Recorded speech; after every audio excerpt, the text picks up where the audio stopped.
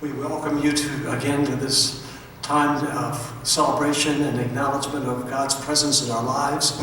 And this is a special Sunday, but every Sunday is a special Sunday. But it's special today because we recognize the ministry and legacy and movement of Dr. Martin Luther King Jr., who did so much to bring people together across the racial divide, across economic divide, across social divide.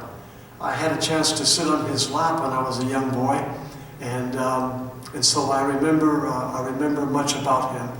Also had the opportunity to teach about his life and thought when I was on the faculty of St. Paul School of Theology in Kansas City, Missouri, way many years ago.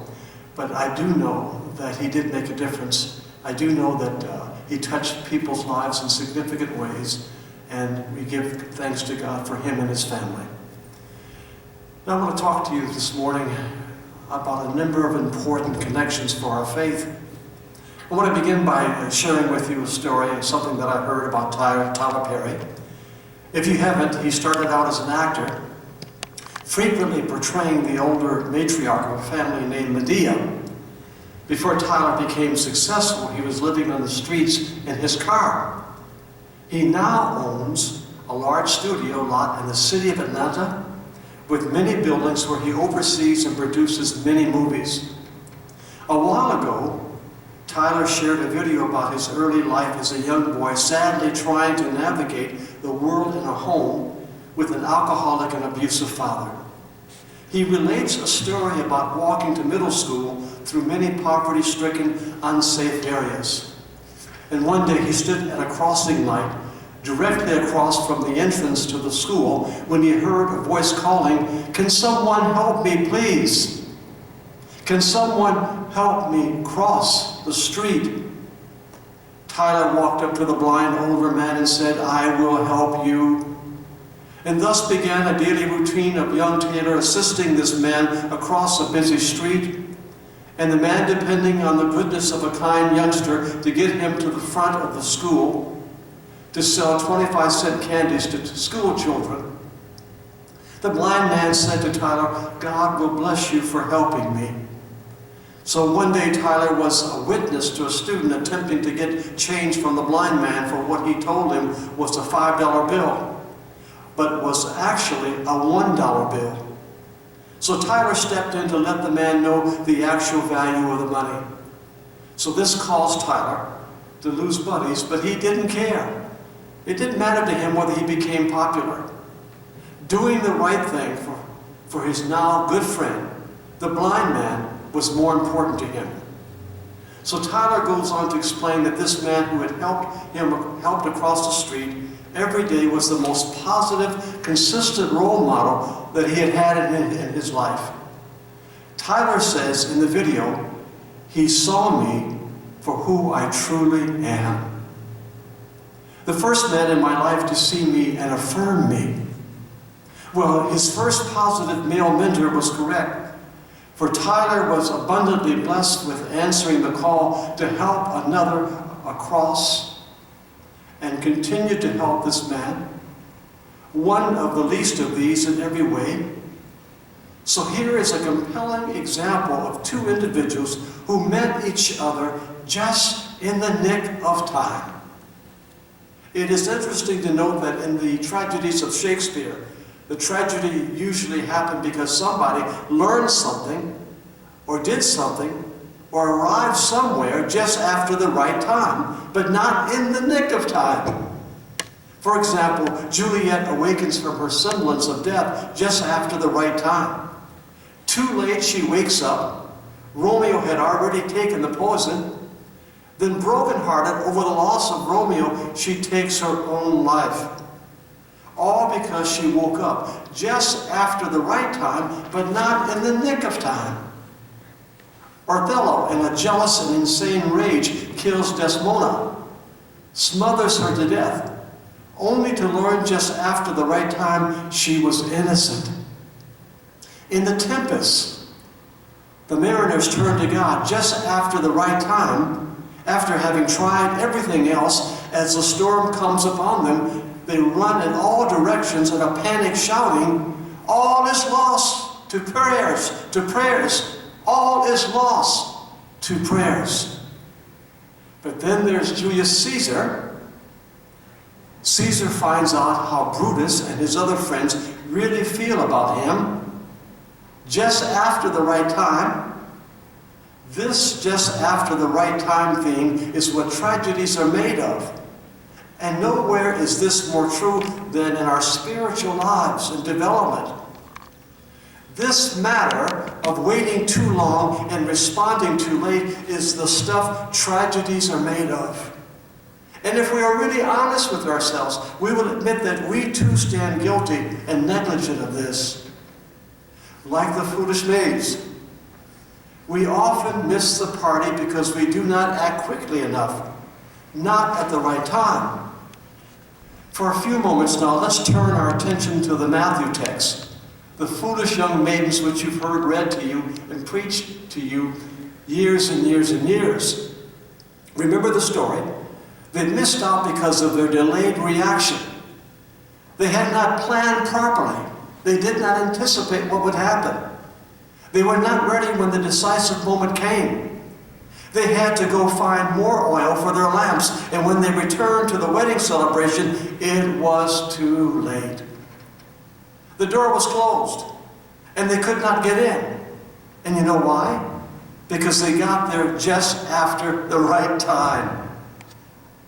This bit about waiting too long and responding too late is a challenge that has plagued humanity from the very beginning of time. Sometimes churches wait too late to discover how God can use them in bringing hope and shelter and love to His people. Again, it is the stuff of what tragedies are made of. And when we are honest with ourselves and with God, we are inclined to admit that we too are much like the foolish maidens. Now, I know that I have put things off that needed my attention. I have found every possible excuse to delay making some of those important decisions in my life. I've even had the audacity to blame others for not acting quickly enough. What about you?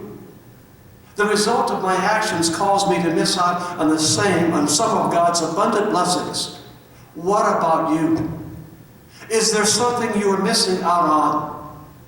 Is there a word you need to say today to someone? Is there an action that needs to be taken to bring you into a closer relationship with a loved one? I want to bring this closer to home. First, if you need to say, "I love you" to someone, please do not wait. I have seen that tragedy happen so many times. People wanting and needing to say, "I love you," but never ever getting around to saying it. "I love you," but never ever getting around to saying it. And then suddenly it's too late. I say to you today, for those who are listening, don't wait until just after the right time. Take the courageous, bold steps to eliminate this regret by acting now. Father John Powell, a noted and respected priest in the Catholic Church, tells it this way.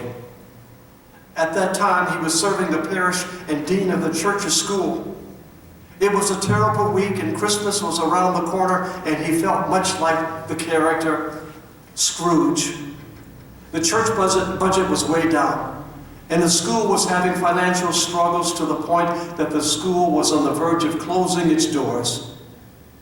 The situation was so tenuous that members of the parish were whispering behind his back about his resignation. They were wanting to blame him.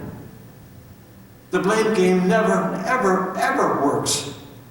It does not bring about redemption and healing and wholeness. It's certainly not the way of Christ.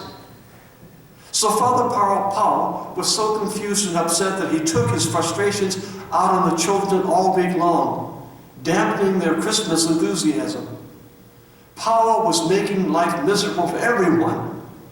And late one night in that same week, Powell was working on his sermon, but was unable to identify the words to communicate his thoughts and feelings. So he decided to put his pen down and stared out his study window across the schoolyard covered with snow. In the twinkling of an eye, he saw one of his young boys dash into the street chasing a soccer ball. The young boy was struck by a car. The priest bolted out of his study, out of his chair, and ran as fast as he could across the snowy yard toward the dying boy. Grabbing and placing him in his arms, the priest heard himself saying aloud and over these words, "Please, please don't die. I haven't told you yet how much I love you." Where are you right now in your life? Given all that is happening in our country and the world, given all that's happening here in the city of Oxford, your children, your parents, your brothers and sisters, your aunts and uncles, your cousins, your grandparents, your colleagues and friends, your neighbors, have you told them how much you love them lately? Have you told them how much you cherish them? How much you care about them? Have you told them lately? None of these people are perfect, by the way. I'm certainly not perfect, and you are not perfect. It is a human tragedy to go through life and not feel love or share love unconditionally. Sometimes we need to hear the words, "I love you," and mean it. There is no greater force in the world than love. So please do not wait until just after the right time. Do it in the nick of time. Moving to my second point. If you need to say thank you, say it as soon as you think of it. Thank God for your blessings, big and small. Thank God for the home where you live. Thank God for your children and your grandchildren. Thank God for this congregation. Thank God for life and health and strength, knowing that it is God who sustains and undergirds you in all of life's changing circumstances, including death. For with his stripes we are healed. For we know that nothing remains the same except for the love of Christ Jesus. And we also know that nothing can separate us from the love of Christ, not even death. I'll tell you a story now, and it's a true story. It was the fall of 1968. I was a junior at Gustavus Adolphus College in St. Peter, Minnesota. I just transferred from Azusa Pacific University in California, and my twin sister Judy and I were returning to Minnesota to complete our undergraduate work. It was a difficult transition. That fall I had signed up to take a class in geology. It was supposed to be an easy course, but given my past experiences in taking science courses, I had my doubts about how well I would do. I entered the course with fear and doubt. I had already convinced myself that I would not do well. A self-fulfilling prophecy. As the story unfolds, I was preparing for my first major exam and just could not seem to comprehend and understand the concepts and theory around the subject matter. My roommate was also in the same course with the same professor, but he was in the 8 o'clock section and I was in the 10 o'clock a.m. section. Brad, my roommate, knew of my struggles. He would often say to me, "Julius, let me help you." But I refused his help. Out of blind desperation and wanting to be helpful, Brad came to me again and said, "Julius, I will give you the answers to the exam before you take your tests." His major was biology. Science came easy for him. I looked at him, and after a long pause, I said, okay, Brad. It was the wrong thing to do, but I did it anyway. Here is what happened next. Professor Johnson had changed the ordering of the questions for the second hour. The answers did not match the questions for my section. Now, a few days later, Professor Johnson, better known as Chet the Jet, called me into his office. I knew I had been caught. He invited me to sit down, and I did. He looked at me and asked, "Julius, why did you do it?" No excuses were offered. Tears began to flow from my eyes. I was speechless and deeply disturbed about what I had done. Chet the Jet stood up and placed his hand on my shoulder and said these powerful words, "Julius, we are going to start over again. I'm going to give you another chance to do what I know you're capable of doing. I want you to take an independent study with me, and once a week for the rest of the semester, and be prepared weekly to take a quiz on the material. Do you understand me?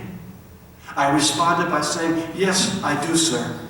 Thank you, Professor Johnson. Thank you for giving me another chance to make this right. And he then said these words that I shall never, ever forget. Julius Ernest Del Pino, you were caught just in the nick of time. Don't just thank me, but thank God too. And you know what? I've been thanking God every day for his grace given to me in the kindness and understanding of Professor Johnson. And my third point, if you need to say I'm sorry, do it now. Don't wait until it's too late. Some years ago, a clergy friend of mine was on an airplane flying to Arkansas, and seated next to him was a young woman who looked to be in her late 30s. She was crying softly. And the minister said to her, I see that you're upset. Is there something that I could do to help you? Is there something that I could say to console you? And she answered, my father died last night, and I'm on my way home for his funeral. Well, you must have been very close, said the minister. No, she said, my father and I have not spoken since I was 19 years old. The last thing I said to my father as I stormed out of the house was, I hate you and I wish you were dead. She said, I did not mean it. And for years I have wanted to tell him I was sorry. I have thought about it so many times. I did not mean it. I was so angry and frustrated as a young adult. But then she said, my vacation is coming up next month, and I had actually called the travel agent to book a flight home. I really wanted to set things right with my dad, but now it's too late. I did not mean it. I did not mean it when I talked so ugly to him, when I judged him without knowing his story, his pain, his agony. There's still time for you and me to mend the broken pieces. You may have to take the initiative and not wait. There's still time to make peace and not war. There's still time to bring laughter and hope to someone who is waiting to hear the words from you, I'm sorry. There's still time to create an opportunity to take it to another level. A level where there can be healing with justice. A level where there can be acceptance rather than judgment. Don't wait till just after the right time. Say you are sorry in the nick of time. And lastly, if you need to say it, here I am, Lord, send me. Say it now. We're not getting any younger, you know. And we're not going to be here forever. Our time will come. There's no better time than now to make that commitment to God. Let your witness, let your spirit, let your heart, let your faith stand for something. Let your commitment be felt by others who are searching to be in a personal relationship with Jesus Christ. Move off dead center. Move away from being always comfortable. Trust God with that commitment. It will not be in vain. Make a commitment in the nick of time. Amen.